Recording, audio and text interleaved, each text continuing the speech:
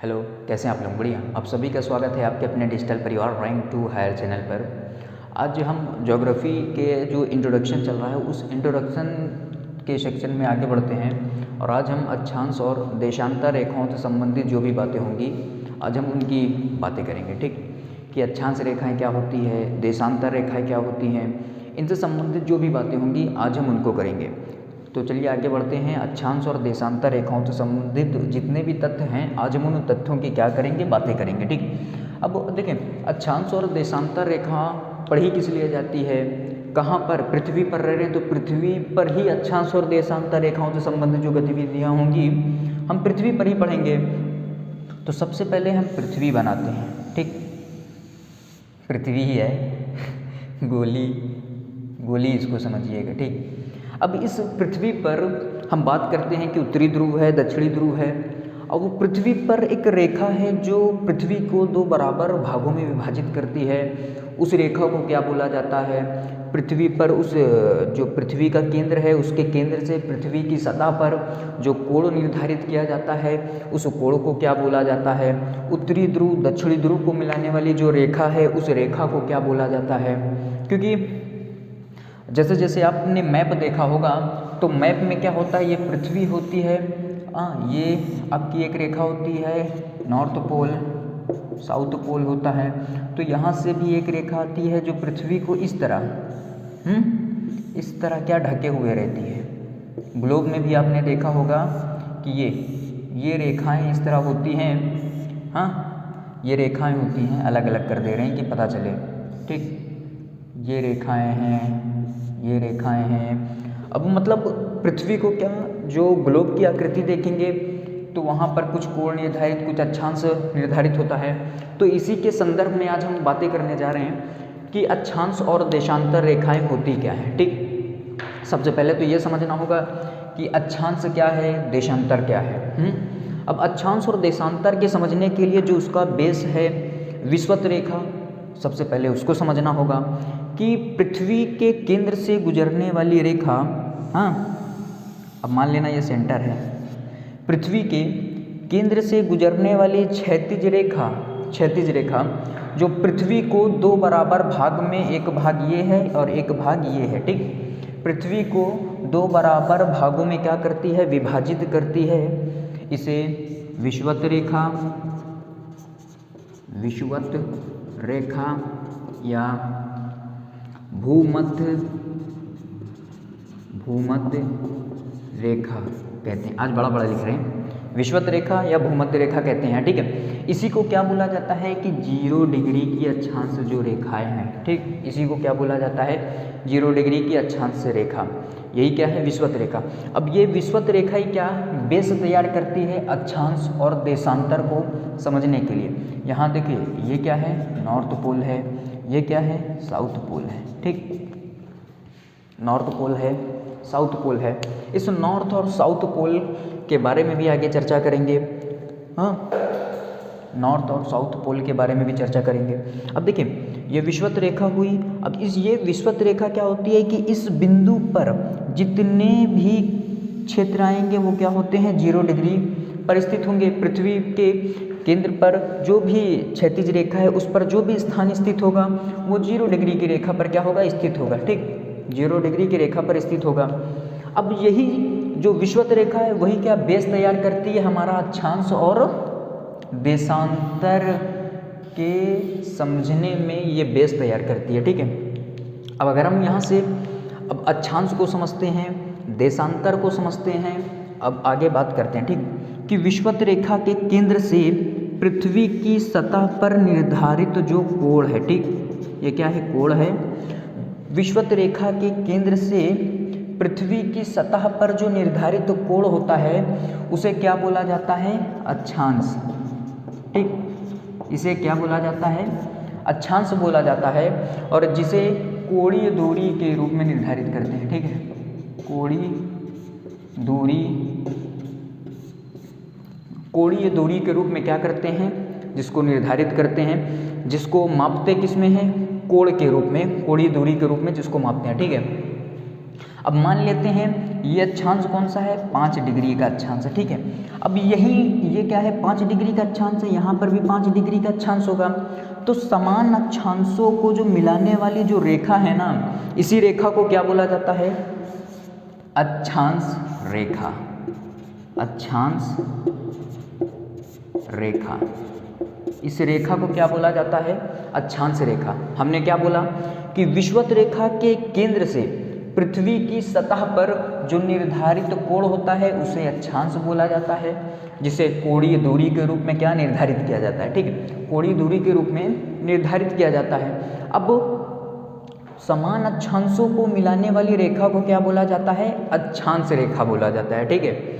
इस अक्षांश रेखा, अभी तो अक्षांश और देशांतर रेखा क्या होती है वो बता रहा हूँ, इससे आगे बढ़ेंगे तो अक्षांश और देशांतर रेखाओं के मध्य की दूरी, अक्षांश और देशांतर रेखाओं से संबंधित जितने भी तथ्य होंगे ना, हम आगे उनकी चर्चाएं करेंगे, ठीक है। अब देशांतर रेखा क्या होती है, पृथ्वी के, अब देखो अक्षांश और देशांतर रेखाएं करती क्या है, ये विषुवत रेखा पृथ्वी को 2 बराबर भागों में बांटी, हाँ। अब समान अक्षांशों को मिलाने वाली रेखा अक्षांश रेखा कहलाती है। उसी प्रकार उत्तरी ध्रुव तथा दक्षिणी ध्रुव को मिलाने वाली रेखा, सुनिएगा, उत्तरी ध्रुव तथा दक्षिणी ध्रुव को मिलाने वाली रेखा जो विषुवत रेखाओं को काटती है, विषुवत रेखाओं को क्या लंबवत काटती है, उसे क्या देशांतर रेखा कहते हैं। अब देखो देशांतर रेखा हो गया, अब क्या है कि ये पृथ्वी के केंद्र से होकर जा रही है, नॉर्थ पोल साउथ पोल को काट रही है, तो जिसे 0 डिग्री की देशांतर रेखा कहते हैं, ठीक है, 0 देशांतर रेखा कहते हैं, 0 डिग्री की देशांतर रेखा कहते हैं, हाँ 0 डिग्री की देशांतर रेखा कहते हैं। अब देशांतर रेखा क्या है, अब जैसे जैसे हम आगे बढ़ रहे हैं इसमें भी क्या है, अक्षांश हैं, उन अक्षांश है, उन अक्षांशों को क्या देशांतर है, हाँ, उन जो कोण होता है, अब यहाँ से उन कोणों को भी जो मिलाया जाता है उसे भी क्या बोला जाता है, देशांतर रेखा। हाँ। हमने अब ये देशांतर रेखा, ये है नॉर्थ पोल और साउथ पोल को मिलाने वाली रेखा। तो ये देशांतर रेखा क्या करती है कि पृथ्वी को पूर्व तथा पश्चिम 2 बराबर भागों में बांटती है। वहीं अक्षांश रेखा जो थी, ये अक्षांश रेखा थी, ये क्या करती है, ये 2 बराबर भागों में उत्तरी तथा दक्षिणी, ठीक, अक्षांश रेखा उत्तरी और दक्षिणी 2 बराबर भागों में विभाजित करी। वहीं देशांतर रेखा आई तो ये क्या करी, पूर्व तथा पश्चिम भाग में पृथ्वी को विभाजित करी, ठीक। अब हम इससे आगे बढ़ते हैं, अक्षांश देशांतर रेखाओं से संबंधित जितने भी तथ्य होंगे, अब हम इससे आगे उनकी बातें करें। अक्षांश और देशांतर रेखाओं से संबंधित जितने भी तथ्य हैं, जितनी भी बातें हैं, अब हम अक्षांश और देशांतर रेखाओं से संबंधित उन बातों पर ध्यान देते हैं, ठीक है। अब जैसे हमने जब चित्र बनाया था तो उसमें बताया कि ये विषुवत रेखा है जिसे भूमध्य रेखा कहते हैं, केंद्र है, केंद्र से पृथ्वी की सतह पर जो निर्धारित जो कोण होता है उसे क्या बोला जाता है, अक्षांश, ठीक। अब अक्षांश बोला जाता है। अब इसी के संदर्भ में हम आगे बात करते हैं कि ये नॉर्थ पोल है और ये साउथ पोल है, ठीक। इनको मिलाने वाली जो रेखा होती है उसको 0 डिग्री की क्या, देशांतर रेखा बोला जाता है ना। अब इससे जैसे जैसे आगे बढ़ते जाएंगे वैसे वैसे हम इस चित्र को, इससे पहले भी चित्र के आधार पर ही हमने क्या किया था, अक्षांश और देशांतर रेखाओं को समझा। अब इससे जैसे जैसे आगे बढ़ते जाते हैं वैसे वैसे क्या इसके बारे में भी डिस्कस करते जाएंगे। अब देखो अक्षांश रेखा क्या है, उत्तरी ध्रुव तथा दक्षिणी ध्रुव से समान दूरी पर खींचे जाने वाली रेखा, काल्पनिक रेखा, ठीक है। अब उत्तरी ध्रुव तथा दक्षिणी ध्रुव से समान दूरी पर खींचे जाने वाली रेखा जो पृथ्वी को उत्तर तथा दक्षिण 2 समान भागों में विभाजित करती है, विषुवत रेखा कहलाती है, ठीक है। क्या है, उत्तरी ध्रुव तथा दक्षिणी ध्रुव से समान दूरी पर खींचे जाने वाली काल्पनिक रेखा जो पृथ्वी को 2 बराबर भागों में विभाजित करती है। एक को क्या उत्तर बोलते हैं और दूसरे को दक्षिण बोलते हैं, ठीक है। यही हमने डायग्राम के बेसिस पर भी समझ लिया है, ठीक है, कि जिसको विषुवत रेखा बोलते हैं। अब देखो यही जो विषुवत रेखा है, अब इस विषुवत रेखा पर स्थित जितने भी स्थान होंगे पृथ्वी के केंद्र से 0 डिग्री पर होंगे ना। जितने भी इस विषुवत रेखा पर स्थान हुए वे क्या 0 डिग्री कि जो पृथ्वी के केंद्र से 0 डिग्री पर स्थित होंगे। अब इससे आगे बढ़ते हैं कि जब हम विषुवत रेखा से ऊपर की ओर जा रहे हैं, जो अक्षांश है उन अक्षांशों को मिलाने वाली रेखा को क्या कहते हैं? विषुवत रेखा के केंद्र से पृथ्वी की सतह पर स्थित किसी स्थान का जो निर्धारण होता है उसे अक्षांश बोला जाता है। विषुवत रेखा के केंद्र से पृथ्वी की सतह पर जो निर्धारण जो होता है, जिस कोण का क्या निर्धारण होता है उसे अक्षांश बोला जाता है। असमान अक्षांशों को मान लो ये 5 डिग्री का अक्षांश है और यहाँ पे भी 5 डिग्री का अक्षांश है। इन समान अक्षांशों को मिलाने वाली जो रेखा होती है उसको क्या बोला जाता है? समान अक्षांशों को मिलाने वाली जो काल्पनिक रेखा होती है उसे अक्षांश रेखा बोला जाता है। ठीक है, अक्षांश रेखा बोला जाता है। ठीक है, हमने ये भी बात कर ली कि ये जो अक्षांश होंगे इन्हें इसे क्या बोला जाता है? अक्षांश रेखा। ठीक, अब देखिए जब विषुवत समान अक्षांशों को मिलाने वाली जो रेखा है उसे क्या अक्षांश रेखा बोला जाता है।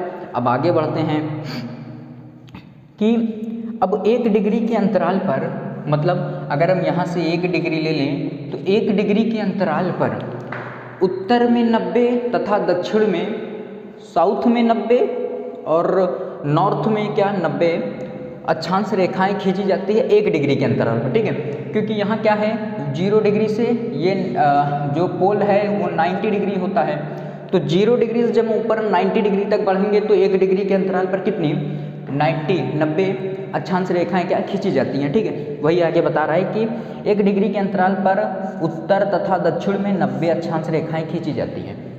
हाँ, 1 डिग्री के अंतराल, परंतु विषुवत रेखा से उत्तर की ओर अनंत रेखाएं खींची जाती हैं, दक्षिण की ओर भी क्या अनंत रेखाएं खींची जाती है, जिसका निर्धारण हम नहीं कर सकते। 6 डिग्री के अंतराल पर 15 छक्का 90 15 रेखाएं आएंगी। अब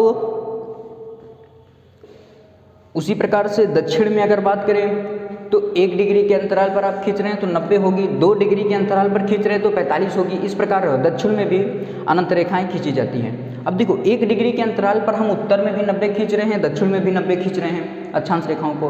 तो 1 डिग्री के अंतराल पर जब हम अक्षांश रेखाओं को खींच रहे हैं तो उनके मध्य की जो दूरी होती है वो कितनी होती है 111.16 किलोमीटर। ये इंपॉर्टेंट है, पूछता भी है कि 1 डिग्री के अंतराल पर अक्षांश रेखाओं के जो मध्य की दूरी होती है 111.16 किलोमीटर होती है।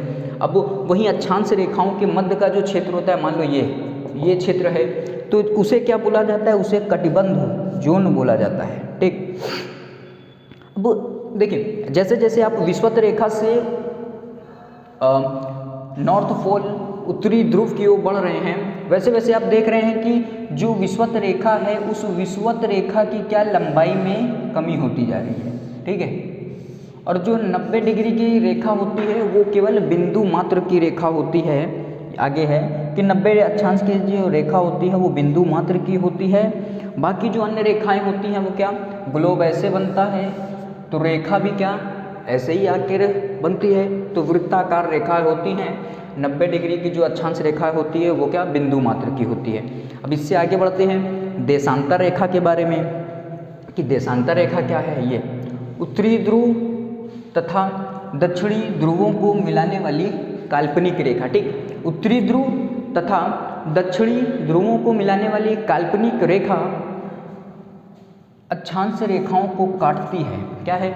उत्तरी ध्रुव तथा दक्षिणी ध्रुव को मिलाने वाली काल्पनिक रेखा जो क्या करती है, ये अक्षांश रेखाएं हैं, इन अक्षांश रेखाओं को क्या काटती है, जिसे क्या बोलते हैं देशांतर रेखा कहते हैं। ठीक है, लॉन्जिट्यूडिनल लाइन इसको बोलते हैं। ठीक है, प्रत्येक देशांतर रेखा पृथ्वी को पूर्व व पश्चिम 2 बराबर भागों में क्या करती है, विभाजित करती है। अब देखिए हमने ये देशांतर रेखा खींच दी है तो ये क्या कर रही है, पृथ्वी को पश्चिम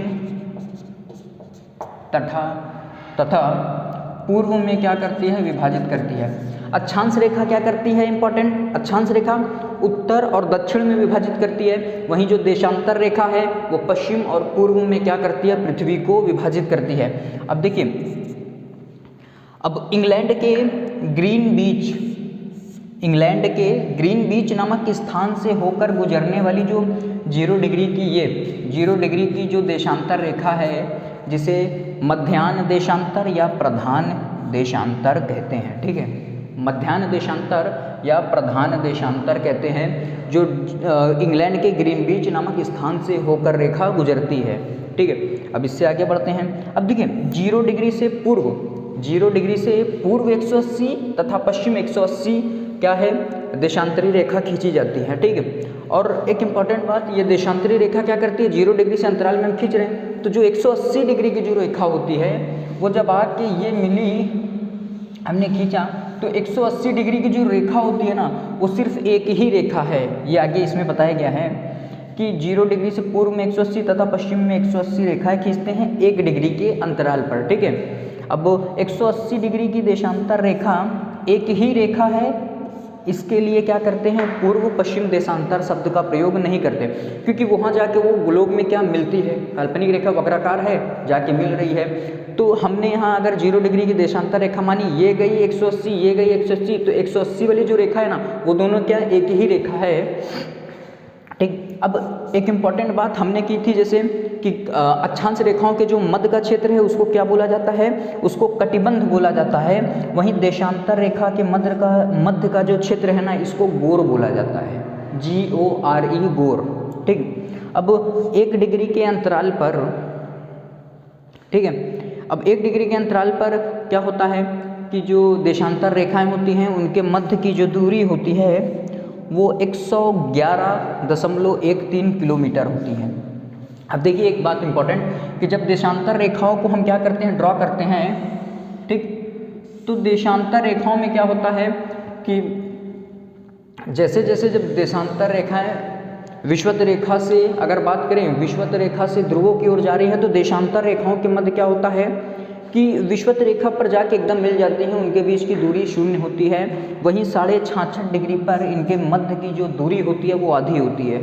ठीक, सभी देशांतर रेखाओं की लंबाई क्या होती है, सभी देशांतर रेखाओं की लंबाई तो समान होती है, लेकिन ध्रुवों की ओर क्या होते हैं, इनके दूरी में कमी होती है। 66.5 डिग्री पर इनके मध्य की जो दूरी होती है वो आधी होती है, ध्रुवों पर इनके मध्य की जो दूरी होती है वो क्या होती है, 0 होती है। ठीक, अब हम क्या करते हैं, अक्षांश और देशांतर रेखाओं के से संबंधित जो इन दोनों के मिक्सचर से एक ग्लोब तैयार हुआ। अब इस ग्लोब की मदद से हम आगे किन किन बातों का अध्ययन कर सकते हैं, उससे संबंधित अब बातें करने जा रहे हैं। ठीक है, अब अक्षांश और देशांतर रेखाओं के ग्लोब, मतलब हमने अक्षांश रेखाएं भी ड्रॉ कर ली है, देशांतर रेखाएं भी ड्रॉ कर ली है, तो अब उनकी मदद से, अक्षांश और देशांतर रेखाओं की मदद से किन किन अब बातों का अध्ययन करने में सरलता होती है, अब उसकी बातें करने जा रहे हैं। ठीक, अक्षांश और देशांतर रेखाओं से संबंधित जो तथ्य है कि इन अक्षांश और देशांतर रेखाओं के द्वारा हम किस प्रकार की जानकारी प्राप्त कर सकते हैं, अब उसके बारे में हम बात करते हैं कि अक्षांश और देशांतर रेखाओं के द्वारा क्या होता है कि ये हमारी पृथ्वी है। अब इस पृथ्वी पर विषुवत रेखा हो गया, ये क्या है, अब देशांतरी रेखा। इन देशांतरी रेखाओं के द्वारा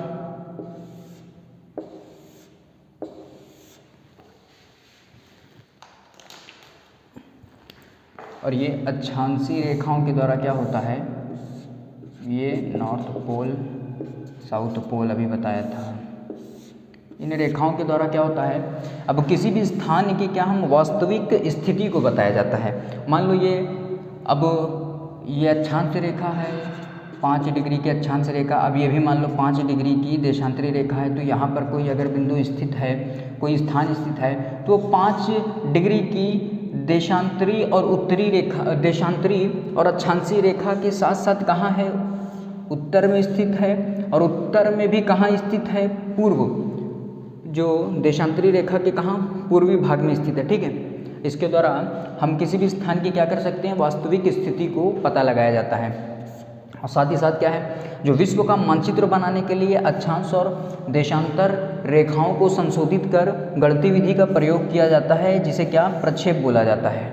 अब विश्व का मानचित्र आपने देखा होगा कि जो विश्व का मानचित्र होता है उसमें क्या, देशांतरी रेखा है, अब ये क्या, अक्षांशी रेखा दी गई होती है, भूमध्य रेखा, ये अक्षांशी रेखाएं दी गई होती हैं। तो इसमें क्या होता है कि हम गणितीय विधि का जो प्रयोग है उसका प्रयोग किया जाता है, जिसे क्या प्रक्षेप बोला जाता है। और ये जो आपका विश्व का जो मानचित्र है, विश्व का मानचित्र जो मानचित्र है ये क्या मर्केटर प्रक्षेप पर आधारित होता है। अब मर्केटर प्रक्षेप क्या होता है, इस मर्केटर प्रक्षेप में क्या होता है, जो विश्व का मानचित्र है वो बेस्ड होता है। और इस मर्केटर प्रक्षेप में अक्षांश रेखाओं की लंबाई समान होती है, क्योंकि हमने ध्रुव में क्या किया था, अक्षांश रेखाओं की लंबाई में कमी होती जा रही है विषुवत रेखा से ध्रुवों की ओर जाने पर।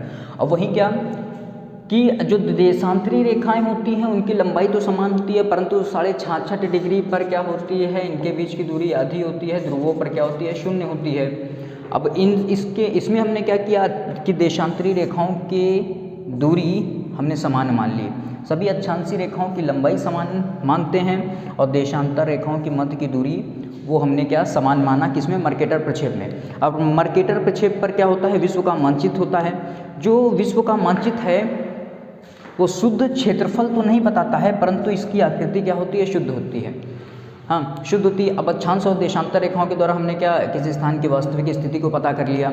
अब उसी के बेसिस पर हमारा विश्व का मानचित्र तैयार हो गया। अब विश्व का जो मानचित्र तैयार हो गया तो अभी हमने क्या गिना था कि जो देखा था कि जो देशांतरी रेखा है वो क्या UMT से गुजरती है। अब उसी के आगे क्या है कि अब हम समय का निर्धारण जो किया जाता है, अब अक्षांश और देशांतरी रेखाओं को हमने पढ़ लिया। अब इन्हीं अक्षांशीय और देशांतरी रेखाओं के आधार पर ही क्या समय का निर्धारण किया जाता है, अंतर्राष्ट्रीय जो तिथि रेखा है उसका निर्धारण किया जाता है। फिर अब ज्योग्राफी में हम अब समय का निर्धारण, अंतर्राष्ट्रीय तिथि का निर्धारण अब इससे आगे पढ़ेंगे। अब आज अक्षांश और देशांतर रेखाओं से संबंधित जितनी बातें थी हमने उन बातों का क्या अध्ययन कर लिया है। कैसी लगी आपको वीडियो को लाइक शेयर कमेंट करिएगा। अब चैनल को सब्सक्राइब कीजिएगा। Thank you.